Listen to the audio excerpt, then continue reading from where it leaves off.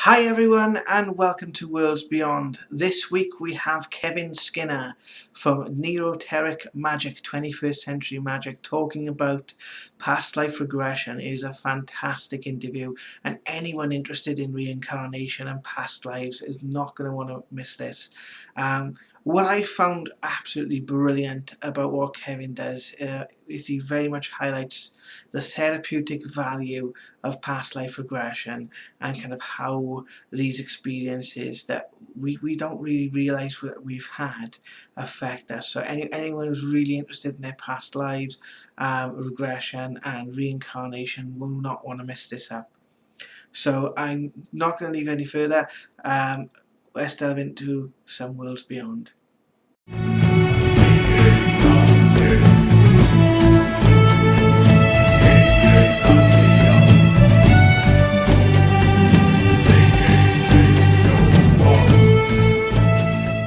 There was this strange awareness that I felt that it was quite a novelty to have a physical body. It was something that was new, and I was aware of that at the age of about 3 or 4, as far back as I can remember that.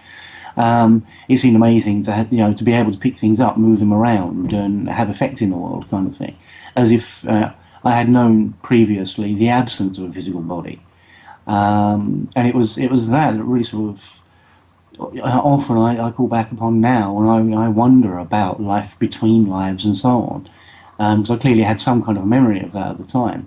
And I went on to experiment with other things around the age of 5 or 6, I suppose, without knowing what it was I was doing or what it was called or anything like that.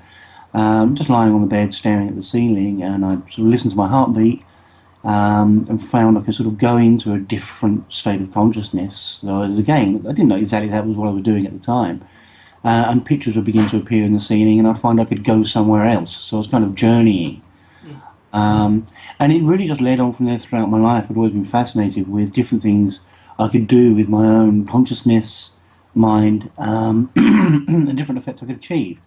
So that led on, I suppose, quite naturally into an interest in shamanism, and then into some of the pagan movements that are really rooted in shamanism. Ultimately, paganism came about, before it was called paganism, came about as the kind of organisation and the kind of structuring of a shamanic spirituality. So that seemed like a kind of natural progression, and it really seemed to then just carried on exploring and adventuring, So yeah, that's pretty much where it started, and for, now where I've been through a period of choosing a specific path and following that exclusively for a while, i.e. paganism. Also looked into some Eastern traditions for a while, and then the Western esoteric movement, and I've kind of got to a point now where I don't identify. I don't make that part of my identity. My identity is I'm just me, and I'm still working out what exactly a me is. Yeah. So they put a label on it just complicates it further. So yeah, really kind of a freelance astral vagrant, I suppose, in many ways. Really just interesting exploration. Not even too interested in being told, this is what that's called, this is what we call this god, that's what we call that god, which is fine. I have no problem with that. It does obviously aid with the communication and discussion of any kind of tradition. But for me, I'm really more interested in this tool can be used for this technique can be used for that. Kind of wisdom that can help me to explore for myself and find my truth. As I say, very much into exploration and adventure, really, more than following a particular tradition. I've been doing a lot of work with past life regression recently, largely because I've been called upon to do a lot of work with past life regression. A lot of people have asked me to do that for them, and also obviously because I find it absolutely fascinating. Thoroughly enjoy doing it. But yeah, there does seem to be a high level of curiosity around that. To me, I don't like to make claims that can't be substantiated, and I think, to be honest, on the other hand, I like doing things that can't be substantiated. And of course, we can't actually absolutely substantiate that past life regression is indeed past life regression. Now, the feel I get of it, and when I approached it, I tend to approach things with a very open mind, which means I'm not insistent that it's going to be an entirely mystical explanation. I'm quite willing to accept that there can be a more mainstream empirical scientific explanation, just as easy as there may be a more spiritual or mystical one. I don't really see the point in separation, or I see all separation as being detrimental, as you were saying earlier. Yes. So my view on past life regression when I approached it was that whatever it is, it's serving a purpose. People are getting well as a result of past life regression therapy. It's also quite fascinating. A lot of people don't do it for healing. They don't do it therapeutically. They do it purely out of curiosity. I think it's quite laudable. It's a fascinating thing to do. And a lot can be learned from it, even inadvertently. So it doesn't really matter. My approach, when I approached it, I thought, well, it doesn't really matter what it is, what the explanation for it might be. The fact is, the phenomenon itself is fascinating and helpful, which was why I took up the training, and quite some years ago now, and went ahead and explored it and continued to explore it further myself ever since. But it does. I do personally. My personal take on it is that because I don't want to sit on the fence. The feeling I get is that it is genuine. There is some kind of genuine past life experience going on. As yet, I can't really determine. Again, this is all just for myself. This is down to my perception, how I perceive it, and how I feel about it. It does seem to be genuinely something is happening. People are going back to the past. What I'm not certain about is whether they're going back to their own past lives, or whether it's some kind of evidence of genetic memory, and they're actually going back into the lives of their ancestors. So how did you actually get into doing you said you were called upon to do the regression. Is it a form of hypnosis you work, or is it a form of meditation?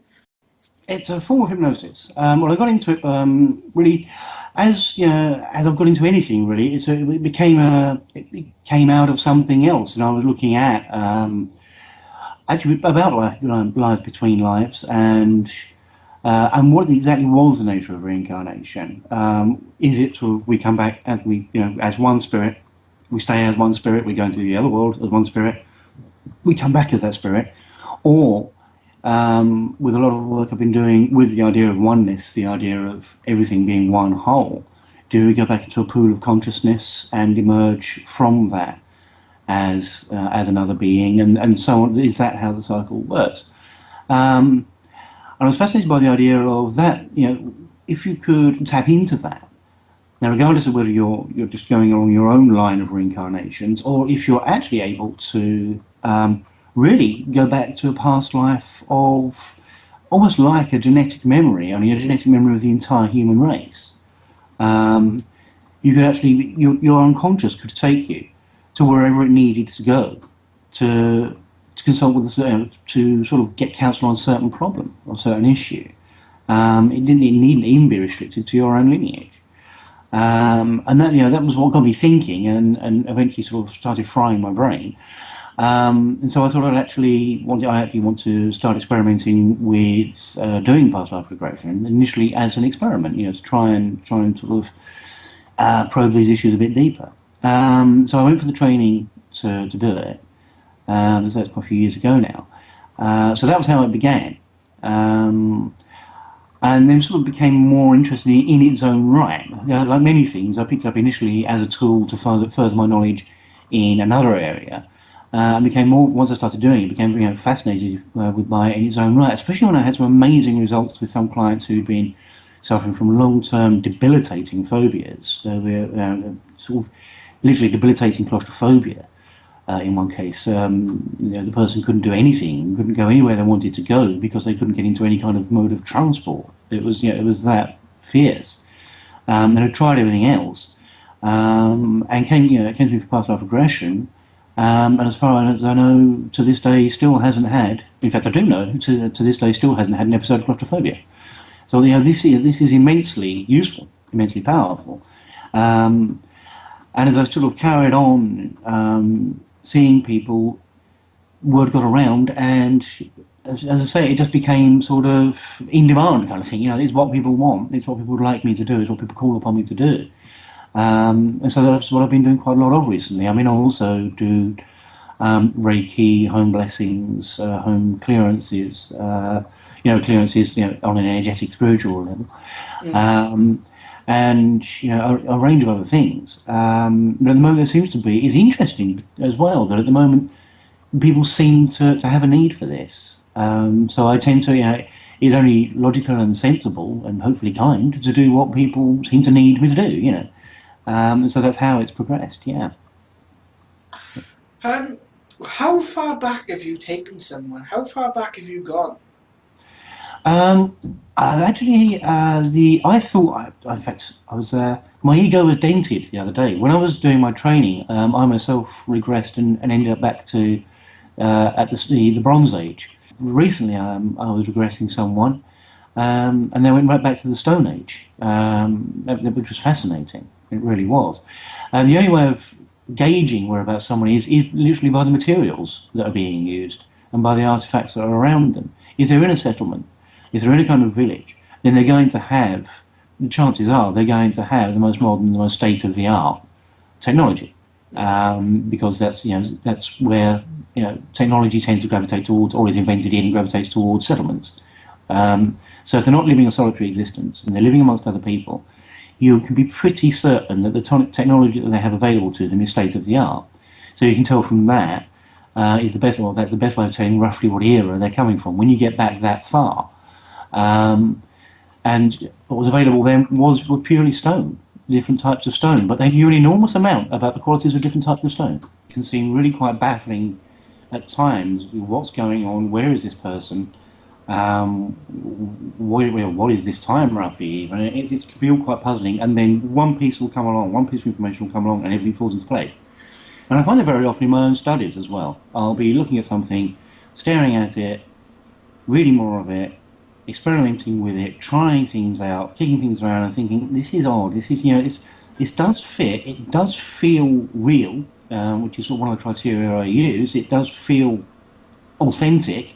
Somehow it's just not making sense. And then I'll be sort of somewhere when I'm least expecting it. I'll read something, and it might be about a completely different subject. It'll be about an experience someone's had that can be like losing their dog and how they found it, or something like that.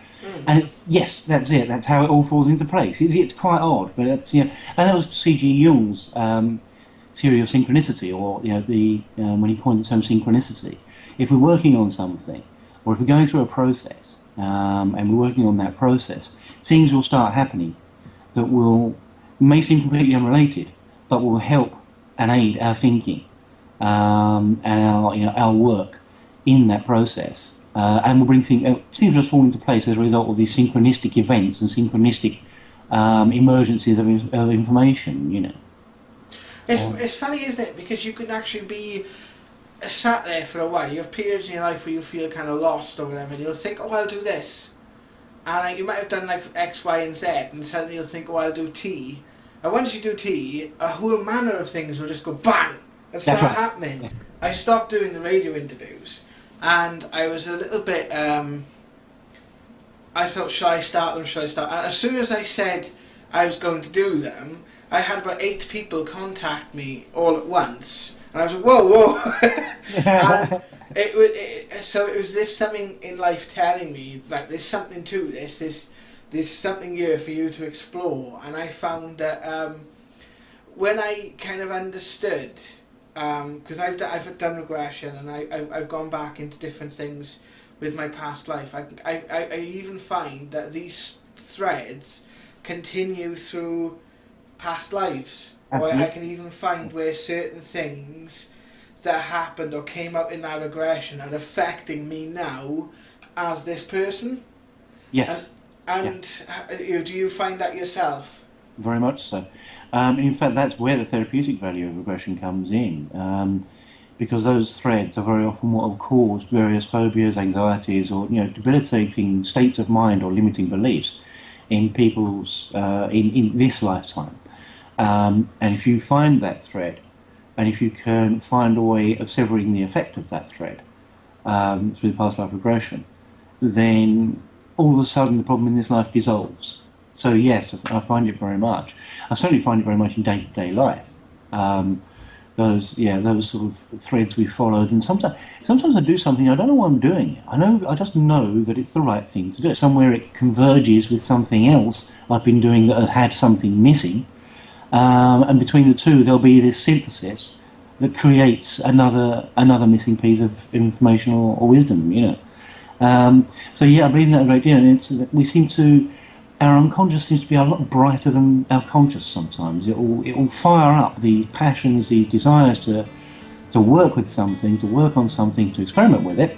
And our conscious mind hasn't got a clue what it's up to, really doesn't know where this is going to lead or what the point is. And all is revealed further down the line, you know. So yeah, I do find that very much the case. You got to stop that pesky conscious mind from getting involved sometimes. You just have to get it out of the way sometimes, yeah. That's why hey, back off. Sam's having a go at me, haven't they? You can take a back seat. Before we go, is there any links or is there anything you'd like us to put in the YouTube description about yourself, like your website, your Facebook page? Anything like that you'd like us to sort of ask people to check out? Absolutely, please. I mean, the Facebook page I think you have, because I can't remember the URL of that, to be honest. Yes, our website is up and running now, finally. Excellent. And that's at www. And that's neotericmagica.co.uk. Fantastic. If you would like to, if any of you guys listening, watching this, would like to go and check out more about Kevin, then please head over to his website, neotericmagica.co.uk. That's www.neotericmagica.co.uk. I will put a link in the description below. It would be fantastic for us to work together in the future. But thank you very, very much for coming on the show. It's been absolutely fascinating talking to you. Thank you very much indeed.